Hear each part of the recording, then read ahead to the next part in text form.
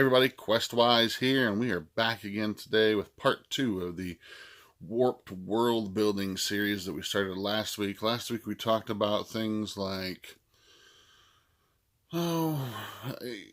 things that can kind of push your game to the limit, to stretch the boundaries. And we talked about visitation fiction.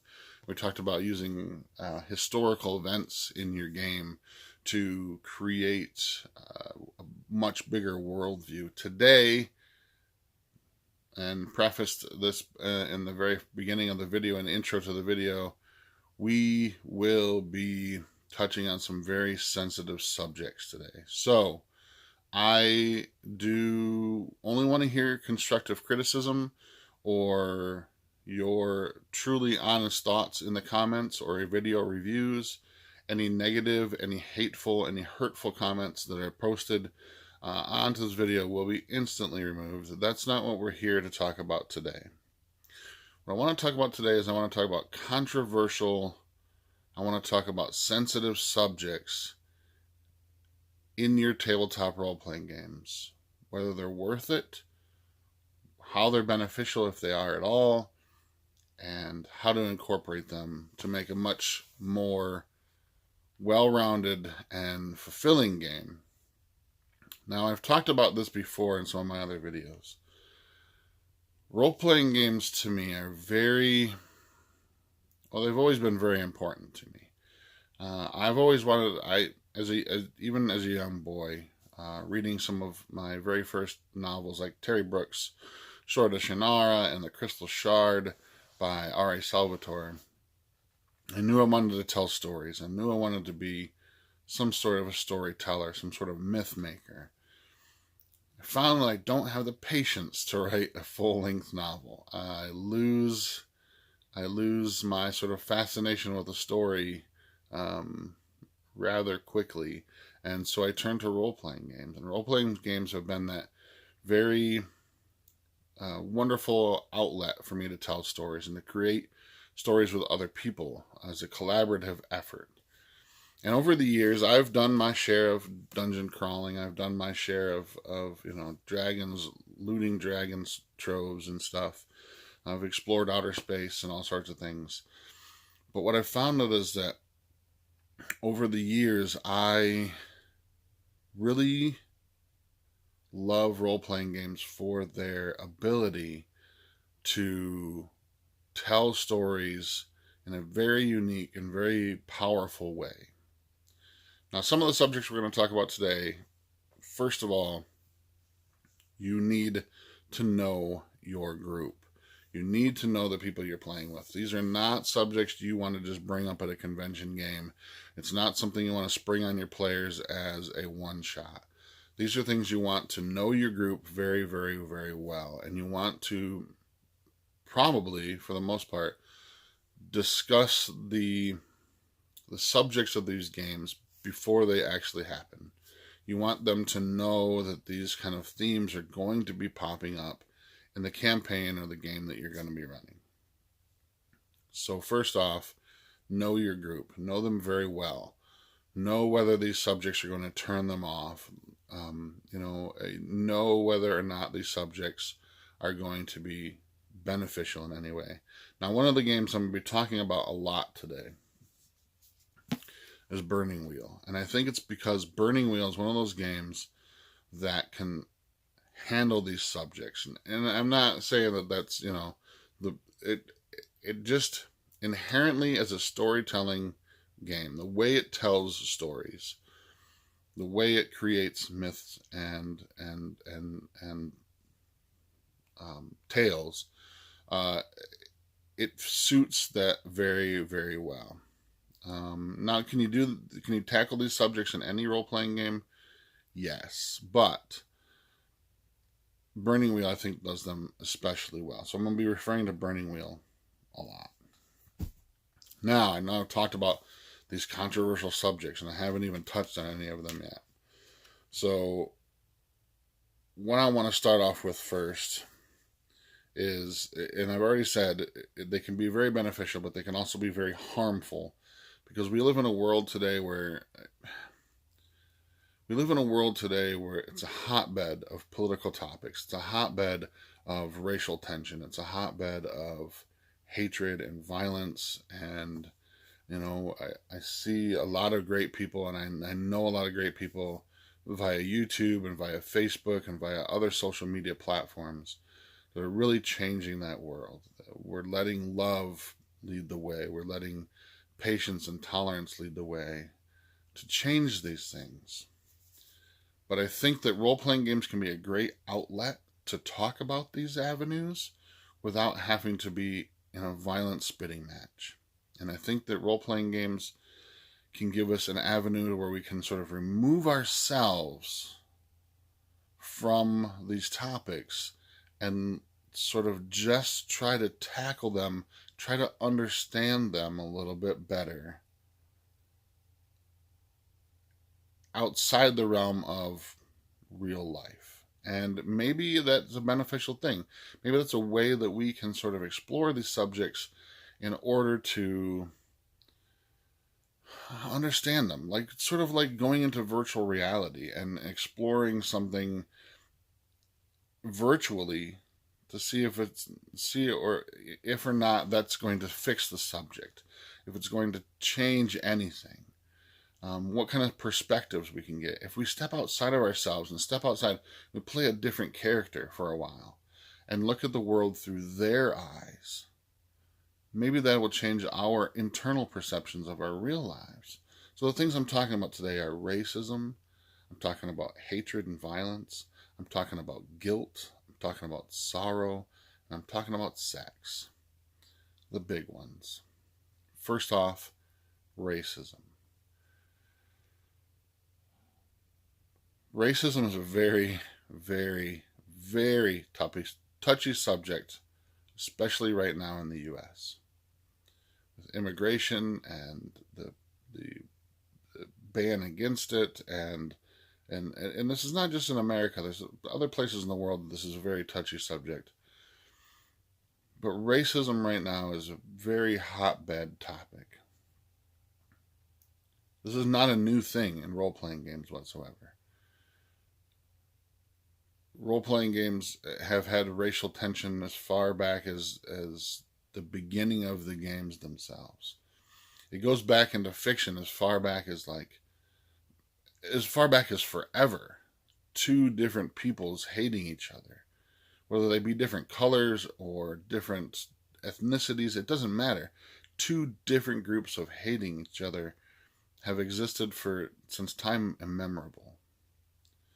Tolkien talks about it in the war against the elves and the dwarves. It's a hotbed topic in D&D since the very beginning, that the elves and the dwarves have hated each other, that the elves and the drow have hated each other, the dark elves. There's just there's always been racial tension everywhere we go. I think, and I believe wholeheartedly, that by playing in a game, and again, like I said, know your group. Be damn sure you know your group and who the people playing it are before you address any of these topics. But I think in role-playing games, these are ways that we can address topics like that, like racism and hatred and violence, and try to make sense of it. Try to understand what it is that drives those hatreds. And then inside of that, by doing that, maybe we can open our eyes to the real world and try to understand where other people are coming from. It's a safe place, and it should always be a safe place to escape to. Role-playing games should always be a safe place. They should be open worlds where you're able to explore what you want to explore. But again, cautionary tale, just to be careful about who you're doing these things with. You don't want to touch on a subject that's going to ruin somebody's game. Because at the end of the day, that's what these things are. They are games. And sometimes we just want to escape to them because we want to get away from the real world. We don't want to deal with violence and school shootings. And we want to come to these worlds and explore things and be happy that we're there and we're away from the world for a while. That's why people read fiction. They want to escape from the real world for a little while. That's why people watch movies. They want to escape for a little while. They want to just get away from the real world for a little while. So don't push into these subjects unless the rest of the group, unless the entirety of the group is ready to tackle these sort of things. Burning Wheel does these things well. Burning Wheel has a mechanic built into the game called the Duel of Wits, which allows you to do things like emulate a court battle, emulate an argument, emulate a discussion between people. Because of the way the game plays, it's a sort of a more of a saga-esque kind of game. It's meant to be played long term. It's meant to be played, I feel, in my opinion, and it may vary from player to player, but from my perspective as a game master of Burning Wheel, I believe that the game is really meant to set up things like this. It's a long-running game. You do not just level up after a couple of sessions. There are no levels in the game, but you progress very slowly, as you would in real life. When you go to study something, you don't become a master of that study overnight or in a couple of days. We're talking months, we're talking years. It's like going to college. And I believe that it's a very very evocative game to pull off those kind of sessions. Now, when we talk about things like racism and we talk about things like hatred and violence, there's always been violence in role-playing games. There's always the combat mechanic. And just like the Duel of Wits, Burning Wheel has this great mechanism for dealing with combat and dealing with violence. And violence is very, very deadly in Burning Wheel. Before you get to any kind of sword fight in Burning Wheel, you really want to make sure that you or your character can win. They can back up their moxie in the combat, because it's very fast, it's very brutal, and it's gonna come out with some very exacting results. Burning Wheel is another, again, like the Duel of Wits, like dealing with discussions with other characters in that world, does a very good job at sort of portraying violence in its sort of gritty rawness as well too.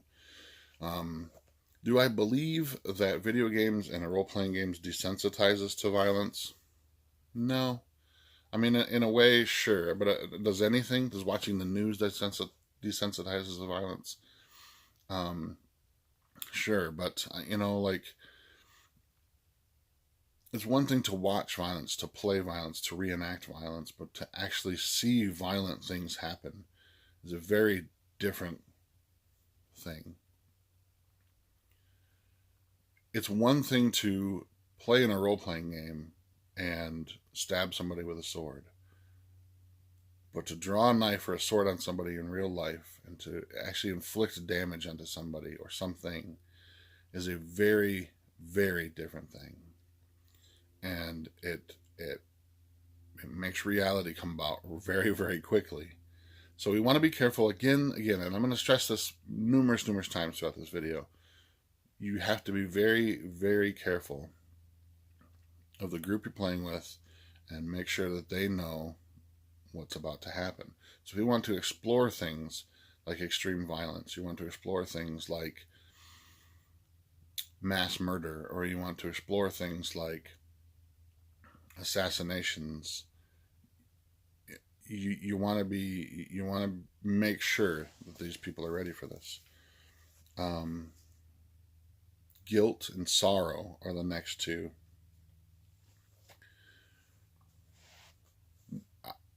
Here's a story about me that I've never really shared ever on social media. I'm going to share with you today because I want you to understand what I mean by guilt and sorrow inside of a role-playing game, or exploring those themes by using tabletop role-playing games. When I was a boy, I had just discovered role-playing. I just coming to the peak of playing Palladium Fantasy and Rifts and Heroes Unlimited, and I had just come back home, and I had dove headlong into Advanced Dungeons and Dragons 2nd edition, and that's kind of the peak of my excitement for the games. And I was probably about 16, and I had an aunt and uncle who had a very rocky relationship. And one night, there was a prolonged fight, a physical, violent fight between them. And it was at my home, and there was a lot of violence, and the police were called, and it was a very chaotic night. And in that, somehow the following weeks, I felt a lot of guilt, and I felt a lot of sorrow for maybe, I wasn't really sure what the guilt and sorrow had come from, but I knew it was tied to that event. And I dove into role-playing games to escape that. And I found that there came a few times where I turned to role-playing games to help me deal with that I used it as a sort of therapy. Because then I began at that point in time, my characters began to dabble in what it was to feel guilty, what it was to feel sorrow, what it was to see violence, real raw violence, up close and personal. And I was able to use role-playing as a way to sort of remove myself from myself and play a character who was in a similar situation and how they would deal with it. And I have to say, it really helped me on a personal level try to understand where my guilt and my sorrow was coming from. At the time, the group I was playing with was we were all high school students.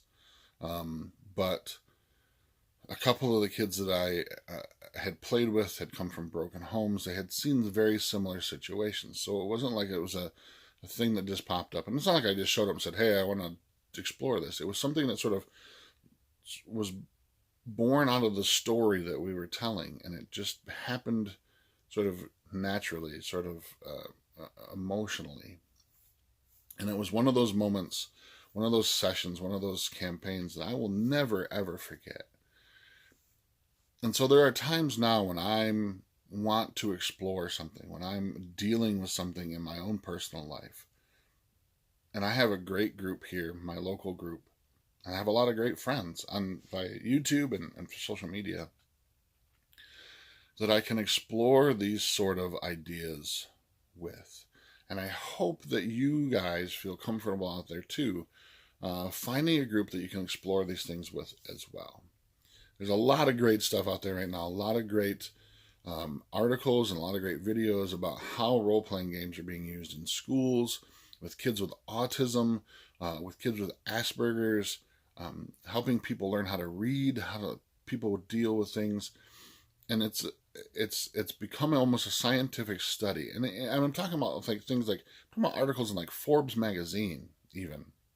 I'm going to the top of the echelon here, where we're talking about role-playing games now. We've gotten away from the idea of the satanic panic, and we're looking at this aspect of, wait, there's something about these games beyond the sort of escapism factor. There's something about these games that's beyond the sort of just like fun, bash down the door, take the loot, explore the dungeon. There's something about these games that triggers something in people's hearts and minds that changes them and is beneficial to them. And I can attest to that. I've seen it firsthand. Role-playing has changed my life. Role-playing has been a very staple for me through my entire passion for the hobby. And I've done lots of other things. I've I've played collectible card games. I was hardcore into tabletop wargaming for a long time, but I always gravitate back to role-playing because it allows me to explore themes in a way that I can't do with any other game. And it allows me to sort of step outside of myself and explore things like violence and hatred and racism and sorrow and guilt. And the final topic I want to talk about today is sex. And not just sex as a physical interaction between two people. I'm talking about sexuality as a whole. This can be a very, very, very hotbed topic, and it has been. It has been when, in numerous conventions, it has been through sexual deviancy in and exploitation of others in public and at tabletops around the world. And it's a difficult subject to talk about because in my heart, and I believe this is drawn directly from playing role-playing games, I believe in my heart that everyone is created equal.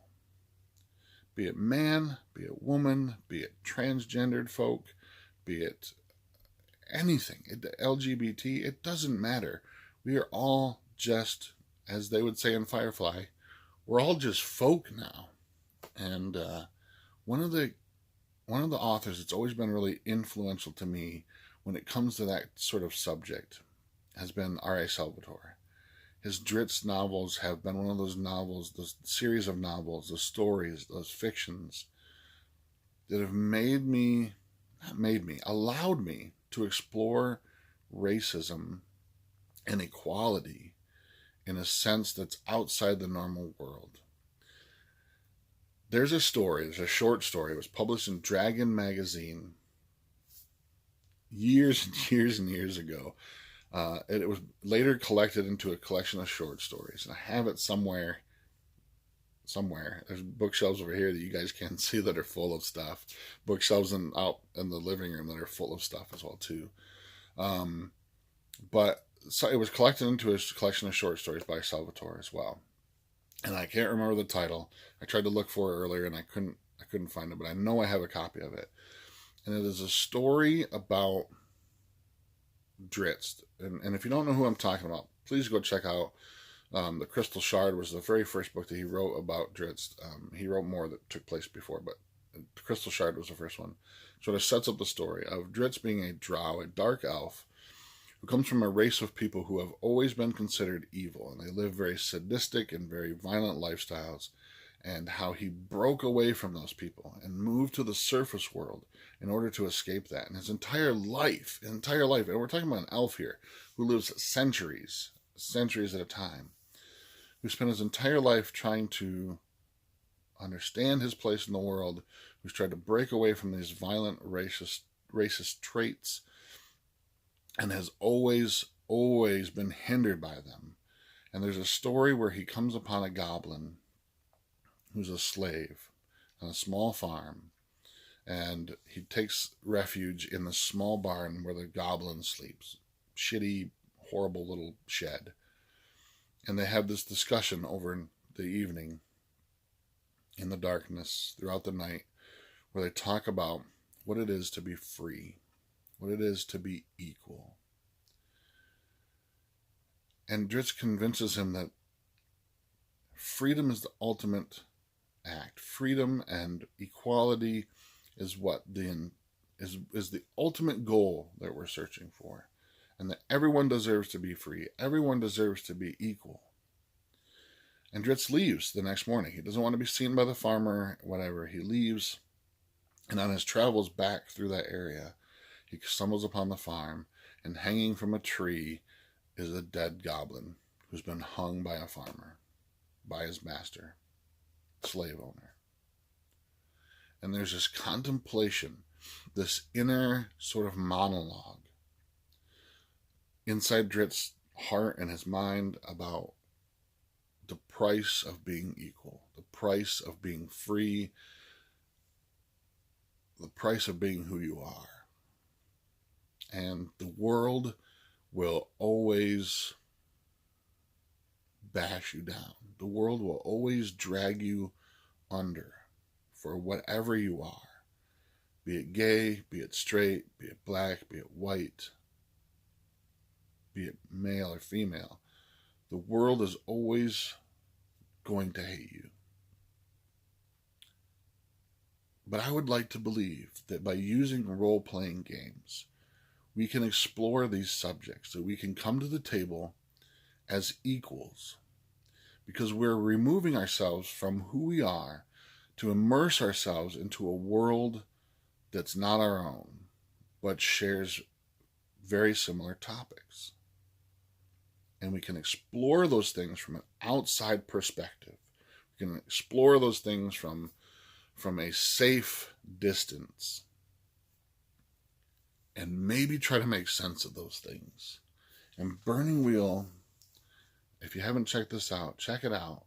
I think the Burning Wheel is one of those games that allows you, because of the way it narratively tells these tales, the way it constructs stories, is the way that it takes a little bit slower of an approach to the game and allows you to sort of delve into the aspect, the narrative aspect, to explore these themes and to explore these ideas.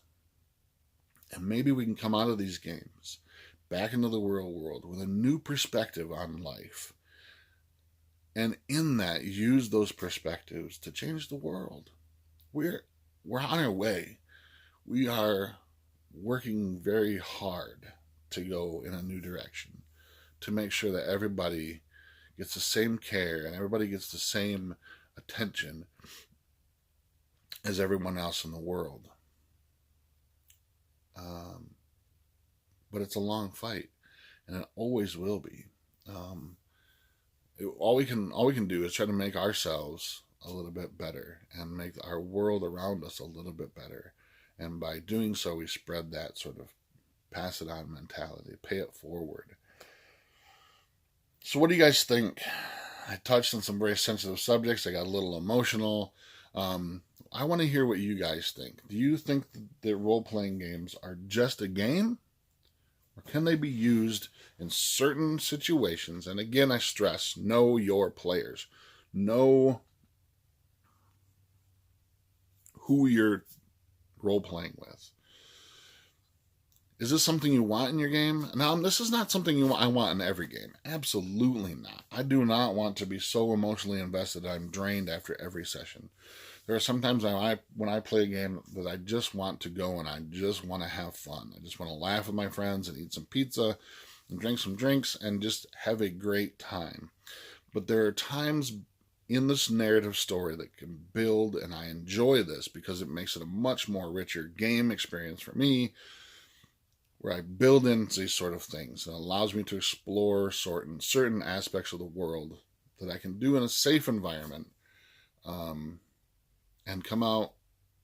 That's the thing. When I explore these ideas with characters, I want you to play your character. If your character is racist or your character is a hateful drow, whatever. It doesn't have to be drow, but anything. I want you to play that character, and I want to come out of that game realizing you're not like that. That you as a person in your heart is not like that. That you come out of the game and I'm like, hey brother, hey sister, I love you for who you are, and I understand you were playing a character, and that allowed you to stretch the normal bonds of decency, maybe, to explore something that you don't understand or something you want to understand better. It's like being an actor and playing a villain in a movie. When the movie's over, nobody sees you as still the villain. You're still friends with people. You're still family members to other people. You're still loved by people. It was a role that you were taking on. And so I want role-playing games, at least my games, to be the same way. I want you to be able to explore the things you want to explore in a safe environment, and then come out of those things without a second thought as to what was done in the game. without it, like, hey, that was a very powerful, very emotional session, and I know you as a person are not violent, and I know you as a person are not hateful. But because of playing a role like that, we all at the table have a new perspective on what those themes mean. So I want to hear what you think. I want to hear some video responses. I want to see your comments down below. Is it something you allow into your game at all? Is it something that you think would be beneficial? Do you think it's something that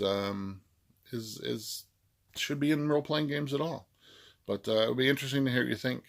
Again, if you haven't checked out Burning Wheel, check out Burning Wheel. It's not the only game that you can do it in. You can play it in any role-playing game. That's the great thing about role-playing games. I want to do a video at some point where I prove to the world that you don't even need rules. And Gary Gygax actually even said that. It was a famous quote by him that the biggest secret that we hold is that there are no rules. And yeah, I want to show you that it's possible. I always carry 2 6-sided dice with me everywhere I go, if not more dice. But I always carry 2 6-sided dice with me, just in case someone says, "Hey, Questwise, teach us how to role play." I don't have to have books with me. I don't have the rules with me. I don't have all this kind of stuff. I break out 2 6-sided dice, and with anything, and you can probably do it with 1 6-sided dice if you wanted to. But with 2 6-sided dice, I can break it out and I'd be like, you know what? Let's tell a story. And we're going to use these dice to be the fickle hand of fate. And hopefully people enjoy that kind of thing. But that's a video for a later time. I just want to hear what you think on these controversial subjects today. Thank you for watching. Please be kind to everybody. Please make the world a better place. And I thank you for that. So from within my heart, I'm Questwise. And until next time, I'm out.